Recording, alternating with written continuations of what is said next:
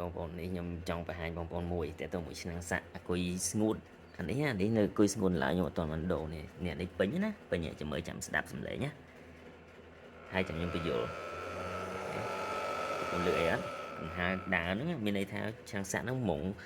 សាក់ទៀតហ្នឹងចាំមើលទៅទៀតណាស្ទុះទៀតអានេះវាពេញណាប៉ុន្តែដុំសាក់នេះគឺវាអត់បិទទេវានៅបៀមនៅហ្នឹងហើយនៅពេលដែលអង្គុយចាប់ដាំធ្លាក់វល់រៀបចំសាក់វិញហ្នឹងអញ្ចឹងមានន័យថាអង្គុយនឹងវាចាប់ដើមធ្លាក់វល់ឆ្នាំងសាក់រៀបចំសាក់វិញហ្នឹងហើយសួរថាមិនបានអញ្ចឹងមានមិនឆ្នាំងសាក់វាចាំដំណើរការតែទៅតាមវល់របស់អង្គុយទេហើយធម្មតាអង្គុយពេញហើយវាយើងទុកចោលវានឹងធ្លាក់វល់ហ្នឹងធម្មតាទេហ្នឹងរែងចន្លោះវល់របស់អង្គុយណាអញ្ចឹងវានឹងធ្វើអញ្ចឹងបើសិនដោតភ្លើងចោលណាវាអញ្ចឹងមកយកទល់ភ្លឺបើសិនដោតចោលគឺនឹងអញ្ចឹងរហូតភ្លើងចេញចូលឆ្នាំងសាក់ក៏ក្តៅអង្គុយក៏ក្តៅហ្នឹងហើយអញ្ចឹងបើសិនជាវាខៀវអញ្ចឹងហើយបៃតងអញ្ចឹងហើយគឺដកភ្លើងចេញបណ្ដោយទៅអានេះបើក្នុងករណីថាប្រើអង្គុយស្ងួតណា